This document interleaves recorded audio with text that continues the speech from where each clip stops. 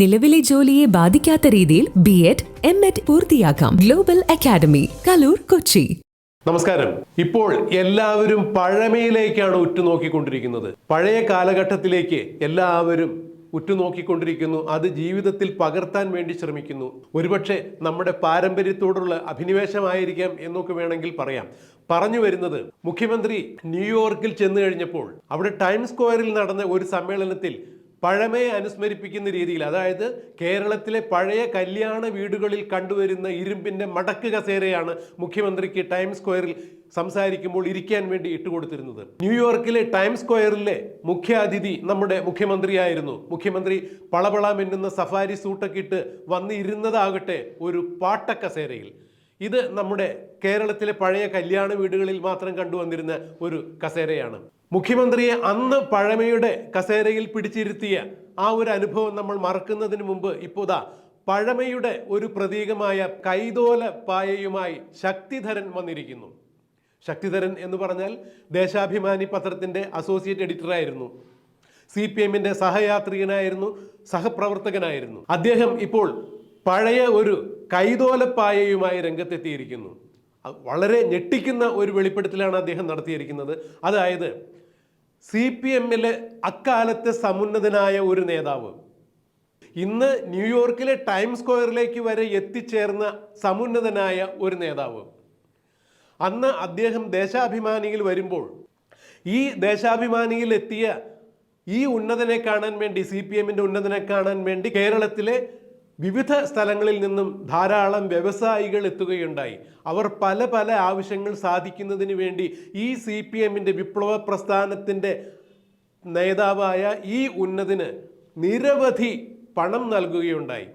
ഒന്നോ രണ്ടോ ആളുകൾ എണ്ണിത്തീർത്താൽ തീരാത്തത് കൊണ്ട് താനും ആ പണം എണ്ണിത്തിട്ടപ്പെടുത്താൻ വേണ്ടി കൂടി ഏതാണ്ട് 2,35,00,000 രൂപയാണ് അന്ന് എണ്ണിത്തീർത്തത്. ഈ പണം അത്രയും താനും തൻ്റെ ഒരു സഹപ്രവർത്തകനും കൂടി ഒരു രണ്ട് കൈതോലപ്പായ വാങ്ങിച്ചു. അതിൽ പൊതിഞ്ഞു കെട്ടി ഇന്നത്തെ തന്നെ മന്ത്രിസഭയിലെ ഒരു അംഗമായ ഒരാളുടെ കാറിൻ്റെ ഡിക്കിയിൽ വെച്ചുകൊണ്ടാണ് ഈ പണം അത്രയും തിരുവനന്തപുരത്തേക്ക് കൊണ്ടുപോയത് എന്നുള്ളതാണ് എക്കാലത്തും പാർട്ടിക്കാർ വിശ്വസിക്കുന്ന പാർട്ടിയുടെ മുഖപത്രമായ ദേശാഭിമാനിയുടെ അസോസിയേറ്റ് എഡിറ്ററായിരുന്ന ശക്തിധരൻ ഇപ്പോൾ വെളിപ്പെടുത്തിയിരിക്കുന്നത്. വേറെ ആരെങ്കിലും എന്തെങ്കിലും പറഞ്ഞു കഴിഞ്ഞാൽ, അല്ലെങ്കിൽ പാർട്ടിയെക്കുറിച്ച് ആരെങ്കിലും ഏതെങ്കിലും തരത്തിലുള്ള കുപ്രചരണങ്ങൾ നടത്തിയാൽ അതൊക്കെ പാർട്ടിയുടെ തന്നെ ഭാഷയിൽ പറഞ്ഞാൽ, അല്ലെങ്കിൽ പാർട്ടിയുടെ സമുന്നതരായ ആളുകളുടെ ഭാഷയിൽ പറഞ്ഞാൽ പരനാറി പ്രയോഗങ്ങളായി വേണമെങ്കിൽ ഉപേക്ഷിച്ച് തള്ളാമായിരുന്നു. എന്നാൽ പാർട്ടി അണികൾ എല്ലാവരും ഒരേ സ്വരത്തിൽ അംഗീകരിക്കുന്ന, വിശ്വസിക്കുന്ന, നെഞ്ചേറ്റുന്ന, അവരുടെ പ്രമാണപത്രമായി കൊണ്ടു നടക്കുന്ന ദേശാഭിമാനിയുടെ അസോസിയേറ്റ് എഡിറ്ററായിരുന്ന അവിഭക്ത കമ്മ്യൂണിസ്റ്റുകാരനായിരുന്ന ശക്തിധരൻ്റെ ഈ വെളിപ്പെടുത്തൽ കേരള രാഷ്ട്രീയത്തിൽ ഞെട്ടിക്കുന്ന സംഭവവികാസങ്ങളാണ് സൃഷ്ടിച്ചിരിക്കുന്നത്. CPI-യുടെ ഒരു സമുന്നതനായ നേതാവ് ദേശാഭിമാനിയിൽ വരികയും ദേശാഭിമാനിയിൽ അദ്ദേഹത്തെ കാണാൻ കേരളത്തിലെ പ്രമുഖരായ പല വ്യവസായികൾ എത്തുകയും 2,35,00,000 പലരിൽ നിന്നായി അന്ന് കിട്ടുകയും ഈ പണം എണ്ണിത്തിട്ടപ്പെടുത്താൻ താനും കൂടി സഹകരിക്കുകയും കൈതോലയിൽ കെട്ടിപ്പൊതിഞ്ഞാണ് ഈ കാശ് തിരുവനന്തപുരത്തേക്ക് കൊണ്ടുപോയത്. അത് ഇന്നത്തെ മന്ത്രിസഭയിൽ ഒരു മന്ത്രിയായിരിക്കുന്ന ഒരാളുടെ കാറിലാണ് കൊണ്ടുപോയത്. ഇന്ന് ന്യൂയോർക്ക് ടൈംസ് സ്ക്വയറിലേക്ക് വരെ എത്തിച്ച ഈ CPM ഉന്നതനാണ് അന്ന് പണം കൈപ്പറ്റിയത് എന്ന് പറയുമ്പോൾ ആരുടെയും പേര് വെളിപ്പെടുത്തിയിട്ടില്ല. എങ്കിലും മലയാളത്തിലെ ഒരു പഴയ ചൊല്ല് നമ്മളെ ഓർമ്മിപ്പിക്കുന്ന തരത്തിലാണ് ശക്തിധരൻ ഇങ്ങനെ ഒരു വെളിപ്പെടുത്തൽ നടത്തിയിരിക്കുന്നത്.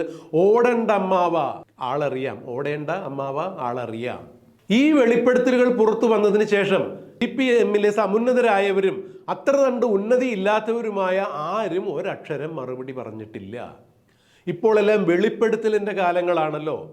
K. സുധാകരൻ്റെ മുൻ ഡ്രൈവറായിരുന്ന കണ്ണൂർക്കാരനായ ഒരാൾ വെളിപ്പെടുത്തിയ ചില വെളിപ്പെടുത്തലുകളുടെ, അയാൾ പോലീസിന് കൊടുത്ത ചില മൊഴികളുടെ അടിസ്ഥാനത്തിലാണ് K. സുധാകരനെ ക്രൈംബ്രാഞ്ച് അറസ്റ്റ് ചെയ്ത് ചോദ്യം ചെയ്ത് വിട്ടയച്ചത്. സ്വപ്ന സുരേഷ് നയതന്ത്ര ബാഗേജ് വഴി കള്ളക്കടത്തി എന്ന് ആരോപിക്കുന്ന സ്വപ്ന സുരേഷ് FB പോസ്റ്റിലൂടെ ഒരു പരാമർശം നടത്തിയതിൻ്റെ അടിസ്ഥാനത്തിലാണ് ഗോവിന്ദൻ മാഷ്, CPM-ന്റെ സമുന്നത നേതാവായ കേരള സംസ്ഥാനത്തിൻ്റെ അധ്യക്ഷനായ ഗോവിന്ദൻ മാഷ് സിവിലായും ക്രിമിനലായും ഒരു കേസ് രജിസ്റ്റർ ചെയ്തിരിക്കുന്നു. ഇത് സ്വപ്ന സുരേഷിൻ്റെ ചില വെളിപ്പെടുത്തലുകളുടെ അടിസ്ഥാനത്തിലാണ്, അവരുടെ FB പോസ്റ്റിൻ്റെ അടിസ്ഥാനത്തിലാണ് ഗോവിന്ദൻ മാഷ് അവർക്കെതിരെ കേസെടുത്തത്, തളിപ്പറമ്പ് മുനിസിപ്പൽ കോടതിയിൽ കേസ് കൊടുത്തത്. എന്നാൽ ഈ സ്വപ്ന സുരേഷ് തന്നെ മുഖ്യമന്ത്രിക്കും മുഖ്യമന്ത്രിയുടെ കുടുംബത്തിലുള്ള എല്ലാവർക്കുമെതിരെ മുഖ്യമന്ത്രിയുടെ ഭാര്യ, മുഖ്യമന്ത്രിയുടെ മകൾ, മുഖ്യമന്ത്രിയുടെ മകൻ, ഇവർക്കെല്ലാവർക്കുമെതിരെ സ്വപ്ന സുരേഷ് കൃത്യമായ തെളിവുകൾ സഹിതം തൻ്റെ കയ്യിൽ കൃത്യമായ രേഖകളുണ്ട്, തെളിവുകളുണ്ട്, ഈ തെളിവുകൾ വച്ചാണ് താൻ സംസാരിക്കുന്നത് എന്ന് പറഞ്ഞ് മുഖ്യമന്ത്രിക്കെതിരെ നിരവധി ആരോപണങ്ങൾ, അഴിമതി ആരോപണങ്ങൾ ഉന്നയിച്ചിട്ട് ഇവയ്ക്കൊന്നു പോലും ഒരു ചോട്ടാ നേതാവ് പോലും, CPM-ന്റെ ഒരു ചോട്ടാ നേതാവ് പോലും കേരളത്തിലെ ഏതെങ്കിലും ഒരു പോലീസ് സ്റ്റേഷനിൽ ഒരു കേസ് പോലും കൊടുത്തിട്ടില്ല എന്നുള്ളതാണ് വളരെ വിചിത്രമായ വസ്തുത. ആരെങ്കിലും എന്തെങ്കിലും പറഞ്ഞു കഴിഞ്ഞാൽ ആ മൊഴിയുടെ അടിസ്ഥാനത്തിൽ കേസെടുത്ത് പ്രതികളെ കണ്ടെത്തി അല്ലെങ്കിൽ പ്രതികളാക്കി ജയിലിലടയ്ക്കുന്ന CPM-ന്റെ ഈ നയം എന്തുകൊണ്ടാണ് ഇവിടെ പാലിക്കാതെ പോകുന്നത്?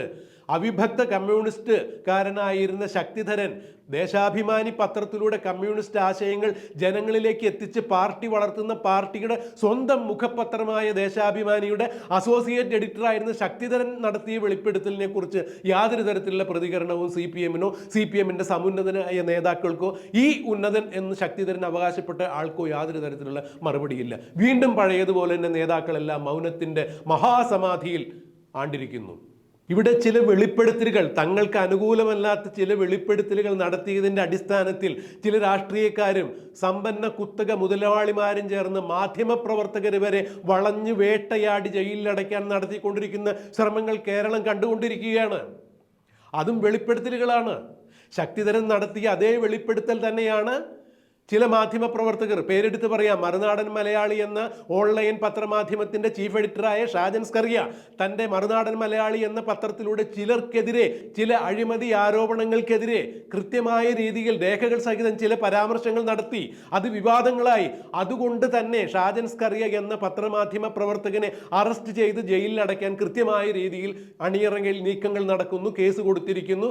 SC/ST അട്രോസിറ്റി ആക്ട് പ്രകാരം കേസ് എടുത്തിരിക്കുന്നു. FIR ഇട്ടിരിക്കുന്നു. അറസ്റ്റ് ചെയ്യാൻ പോലീസ് ഓടി നടക്കുന്നു. അദ്ദേഹത്തിന്റെ ഓഫീസിൽ റെയ്ഡ് നടക്കുന്നു എന്ന വിധത്തിൽ തന്നെയാണ് പോലീസ് ഇപ്പോൾ പെരുമാറിക്കൊണ്ടിരിക്കുന്നത്. ഇവിടെ സംസ്ഥാനം ഭരിക്കുന്ന ഉന്നതർക്കെതിരെ, CPM-ന്റെ സംസ്ഥാനത്തെ ഉന്നതൻ എന്ന് അവകാശപ്പെട്ട് ശക്തിധരൻ വെളിപ്പെടുത്തിയ ഗുരുതരമായ ആരോപണത്തിന് മുകളിൽ സംസ്ഥാനത്ത് CPM-ന്റെ അധ്യക്ഷനായ ഗോവിന്ദൻ മാസ്റ്ററും മറ്റെല്ലാ നേതാക്കളും ചേർന്ന് അടയിരിക്കുന്നു. ഇങ്ങനെ ഒരു വാർത്ത കേട്ടതായി പോലും ആരും ധരിക്കുന്നില്ല. എന്തുകൊണ്ടാണ് ഇത്തരത്തിൽ രണ്ട് നയം കൈക്കൊള്ളുന്നത്? സുധാകരന്റെ പഴയ ഡ്രൈവർ വെളിപ്പെടുത്തിയ കാര്യങ്ങളുടെ മൊഴിയുടെ അടിസ്ഥാനത്തിൽ സുധാകരനെതിരെ ക്രൈംബ്രാഞ്ച് ഇടാപിടിയെന്ന് കേസെടുത്ത് ജയിലിലിടാൻ വേണ്ടി നീക്കങ്ങൾ നടക്കുന്നു. അദ്ദേഹത്തെ ജാമ്യത്തിൽ വിട്ടിരിക്കുന്നു. കോടതി ഇടപെട്ട് ജാമ്യം കൊടുത്തിരിക്കുന്നു. വീണ്ടും ചോദ്യം ചെയ്യൽ നടക്കും. ഇനിയും ചോദ്യം ചെയ്യലിന് വരേണ്ടതായി വരും എന്നാണ് പോലീസിന്റെ ഭാഗത്തു നിന്നും ആഭ്യന്തര വകുപ്പിന്റെ ഭാഗത്തു നിന്നും ഇപ്പോൾ പുറത്തു വരുന്ന വിശേഷങ്ങളും വാർത്തകളും. അതെന്ത് തന്നെയാകട്ടെ, നിയമത്തിന്റെ വഴിക്ക് പോകട്ടെ. പക്ഷെ കേരളത്തിൽ, ഇന്ത്യയിൽ വ്യവസ്ഥാപിതമായ നിയമങ്ങൾക്ക് എല്ലാവർക്കും വിധേയരാണ്. ഈ നിയമങ്ങൾക്ക് ഇവിടെയുള്ള എല്ലാവരും വിധേയരാണ്. അങ്ങനെയെങ്കിൽ എന്തുകൊണ്ടാണ് ദേശാഭിമാനി പത്രത്തിൻ്റെ, ഒരു വിശ്വാസയോഗ്യമായ പത്രമാണ് ദേശാഭിമാനി എന്ന് അവകാശപ്പെടുന്ന ഇടതുപക്ഷ ചിന്താഗതിക്കാരുടെ മുഖപത്രമായ ദേശാഭിമാനിയിൽ വന്ന അവിഭക്ത കമ്മ്യൂണിസ്റ്റുകാരൻ്റെ ഒരു ലേഖനത്തെ അല്ലെങ്കിൽ ഒരു വെളിപ്പെടുത്തൽ ഈ ദേശാഭിമാനിയുടെ അസോസിയേറ്റ് എഡിറ്ററായിരുന്ന ശക്തിധരൻ തൻ്റെ FB പോസ്റ്റിലൂടെ വെളിപ്പെടുത്തിയ ഈ വെളിപ്പെടുത്തലിനെതിരെ ഒരു നടപടിയും, നിയമ നടപടിയും എന്തുകൊണ്ടാണ് അധികൃതർ കൈക്കൊള്ളാത്തത്? ഇത് ഇരട്ടത്താപ്പാണ്. സ്വപ്ന സുരേഷ് മുഖ്യമന്ത്രിയുടെ കുടുംബത്തിനെതിരെ വെല്ലുവിളി നടത്തിയിട്ട് യാതൊരു തരത്തിലുള്ള നിയമ നടപടികൾക്കും CPM-ഓ മുഖ്യമന്ത്രിയോട് ബന്ധപ്പെട്ട ആരും തയ്യാറാകുന്നില്ല. ഗോവിന്ദൻ മാസ്റ്റർ മാത്രം പേരിനൊരു കേസ് കൊടുത്തിരിക്കുന്നു, മാനനഷ്ടത്തിന്. ഇവിടെ ശക്തിധരനെതിരെ നാളെ കേസ് വരുമോ ഇല്ലയോ എന്നറിയില്ല. കേസ് വന്നാലും ഇല്ലെങ്കിലും കേസ് എടുക്കണം എന്നുള്ളത് തന്നെയാണ്. കാരണം ഞങ്ങളുടെ ബഹുമാനപ്പെട്ട മുഖ്യമന്ത്രിയെ പോലും സംശയത്തിൻ്റെ നിഴലിൽ നിർത്തുന്ന ശക്തിധരൻ്റെ ഇത്തരം പ്രസ്താവനകൾ അടിസ്ഥാനരഹിതമാണെങ്കിൽ ശക്തിധരനെ കസ്റ്റഡിയിൽ എടുക്കണം. അദ്ദേഹത്തിനെതിരെ അന്വേഷണം ഏർപ്പെടുത്തണം, അന്വേഷണം പ്രഖ്യാപിക്കണം, അദ്ദേഹത്തെ ചോദ്യം ചെയ്യണം. ഞങ്ങൾക്ക് ഞങ്ങളുടെ മുഖ്യമന്ത്രിയിലുള്ള വിശ്വാസ്യതയുണ്ട്. ഈ മുഖ്യമന്ത്രിയെ അല്ലെങ്കിൽ മുഖ്യമന്ത്രിയെ അടക്കം ആരാണോ ശക്തിധരൻ ഉന്നം വയ്ക്കുന്നത്, മുഖ്യമന്ത്രി പോലും ഇത്തരം ആരോപണത്തിന് വെളിയിലല്ല. ടൈംസ് സ്ക്വയർ വരെ നീണ്ട ഒരു ഉന്നതൻ എന്നാണ് പറയുന്നത്. ടൈംസ് സ്ക്വയറിലേക്ക് ഷംസീർ പോയിട്ടുണ്ട്, ബഹുമാനപ്പെട്ട സ്പീക്കർ ഷംസീർ പോയിട്ടുണ്ടായിരുന്നു, മുൻ സ്പീക്കർ ശിവരാമകൃഷ്ണൻ പോയിട്ടുണ്ടായിരുന്നു, ബാലഗോപാൽ പോയിട്ടുണ്ടായിരുന്നു, ധനമന്ത്രി ബാലഗോപാൽ അവിടെ സന്ദർശിച്ചിട്ടുണ്ടായിരുന്നു, അങ്ങനെ മുഖ്യമന്ത്രി ഉണ്ടായിരുന്നു. അപ്പോൾ ഇത്തരം ആളുകളെ എല്ലാവരെയും അഴിമതി ആരോപണത്തിന്റെ മുൾമുനയിൽ നിർത്തിക്കൊണ്ട് ദേശാഭിമാനിയുടെ അസോസിയേറ്റ് എഡിറ്ററായിരുന്ന ശക്തിധരൻ വെളിപ്പെടുത്തിയത് തെറ്റാണെങ്കിൽ ഞങ്ങൾക്ക് ഞങ്ങളുടെ മുഖ്യമന്ത്രി അടക്കമുള്ള നേതാക്കളെ കുറിച്ച് ഇങ്ങനെയുള്ള ആളുകൾ ആക്ഷേപം നടത്തുന്നതിൽ ഞങ്ങൾക്ക് വിഷമമുണ്ട്. കൃത്യമായ വിവരങ്ങൾ പൊതുജനത്തിന് അറിയാൻ താല്പര്യമുണ്ട്. മുഖ്യമന്ത്രിയോ CPM ബന്ധപ്പെട്ട് ഇത്തരം ആരോപണങ്ങൾ ഉന്നയിച്ച ആളുകളെ അവരെ ചോദ്യം ചെയ്യണം, അവർക്കെതിരെ കേസെടുക്കണം, സത്യാവസ്ഥ വെളിപ്പെടുത്തണം എന്നുള്ളത് തന്നെയാണ് ഒരു മാധ്യമം എന്ന രീതിയിൽ ക്രൈമിന് പറയാനുള്ളത്. മുഖ്യമന്ത്രിയുടെ നിർദ്ദേശത്തെ തുടർന്ന്, അതായത് മുഖ്യമന്ത്രിയുടെ മുന്നറിയിപ്പിനെ തുടർന്ന് ഒരു സമുന്നതനായ നേതാവ് ഒരു ഹോട്ടലിൽ നിന്നും ഓടി രക്ഷപ്പെട്ട കാര്യം കൂടി ശക്തിധരൻ തന്റെ FB പോസ്റ്റിൽ വെളിപ്പെടുത്തുന്നുണ്ട്. മുഖ്യമന്ത്രി വിളിച്ചു പറഞ്ഞു, ദാ റെയ്ഡ് വരുന്നു, രക്ഷപ്പെട്ടോളൂ എന്ന് പറഞ്ഞതിന്റെ അടിസ്ഥാനത്തിൽ ഒരു നേതാവ്, ആ നേതാവിന്റെ കൂടെ മറ്റൊരു വനിതാ പ്രവർത്തകയും ഉണ്ടായിരുന്നു എന്നുള്ളതാണ് ഇപ്പോൾ കേൾക്കുന്ന ആരോപണങ്ങൾ. അത് എന്ത് തന്നെയായാലും ശക്തിധരന്റെ ആരോപണത്തിൽ അദ്ദേഹം കൃത്യമായി പറയുന്നു, ഇങ്ങനെ ഒരാൾ വിളിച്ചു പറഞ്ഞിട്ട് ഒരു നേതാവ് ഹോട്ടലിൽ നിന്നും ഓടി രക്ഷപ്പെട്ടു, പോലീസിന്റെ പിടിയിലാകാതെ, റെയ്ഡിൽ ഉൾപ്പെടുത്താതെ, റെയ്ഡിൽ വരാതെ രക്ഷപ്പെട്ടിരിക്കുന്നു. അങ്ങനെയെങ്കിൽ ഇത്തരം ഗുരുതരമായ ആരോപണങ്ങൾ ഉന്നയിച്ച് ശക്തിധരനെതിരെ കേസെടുക്കണം. ഞങ്ങളുടെ മുഖ്യമന്ത്രിയെയും സംസ്ഥാനം ഭരിക്കുന്ന മറ്റു മന്ത്രിമാരെയും അഴിമതി ആരോപണത്തിന്റെ അല്ലെങ്കിൽ മറ്റ് ഏതെങ്കിലും കേസുകളുടെ വിവാദത്തിൽ പെടുത്തുന്ന അന്യായമായാണ് ശക്തിധരൻ ഇങ്ങനെ ഒരു ആരോപണം ഉന്നയിച്ചതെങ്കിൽ തീർച്ചയായിട്ടും ശക്തിധരൻ നിയമ നടപടികൾ നേരിടേണ്ടത് തന്നെയാണ്. അദ്ദേഹത്തിനെതിരെ നിയമ നടപടികൾ കൈക്കൊള്ളാൻ സർക്കാരും CPM മുൻകൈ എടുക്കണമെന്ന് തന്നെയാണ് ഒരു മാധ്യമം എന്ന രീതിയിൽ ക്രൈമിന്റെ അഭിപ്രായം, അഭ്യർത്ഥന.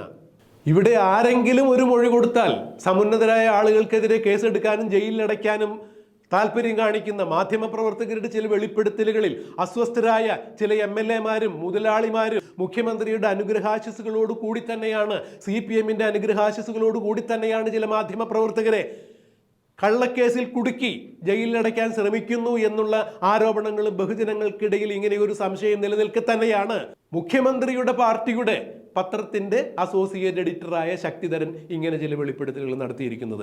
ഇപ്പോഴെന്തായാലും ശക്തിധരൻ CPM-ലില്ല, കുറെ കാലമായി അദ്ദേഹം CPM-ലില്ല. CPM-ന്റെ സൈബർ വിങ്ങുകൾ അദ്ദേഹത്തെ നിരന്തരം ആക്രമിക്കുന്നതിനിടയിൽ തന്നെയാണ് അദ്ദേഹം ഇത്തരം ഒരു ആരോപണവുമായി മുന്നോട്ട് വന്നിരിക്കുന്നത്.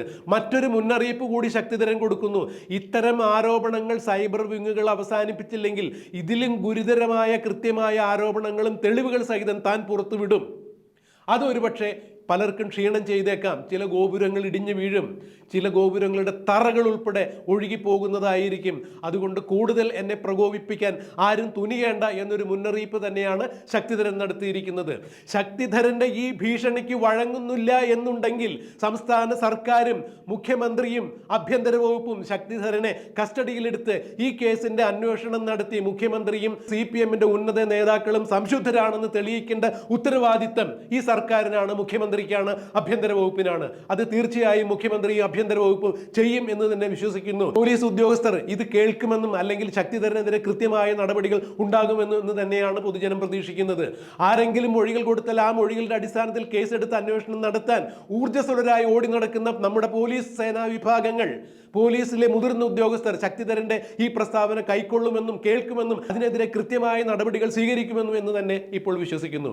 എന്തായാലും വരുന്ന ആളുകളിൽ ശക്തിധരൻ ഉന്നയിച്ച ഇത്തരം പ്രസ്താവനകളോട് ഏതു തരത്തിൽ സർക്കാരും മുഖ്യമന്ത്രിയും ആഭ്യന്തര വകുപ്പും പോലീസും പ്രതികരിക്കുന്നു എന്നറിയാൻ ജനങ്ങൾക്ക് താല്പര്യമുണ്ട്. നമുക്ക് കണ്ടറിയാം, കാത്തിരിക്കാം.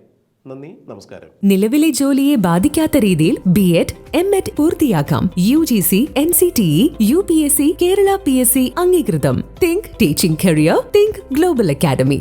കൂടുതൽ വിവരങ്ങൾക്ക് 1800 123 2893 ഗ്ലോബൽ അക്കാദമി, കലൂർ, കൊച്ചി.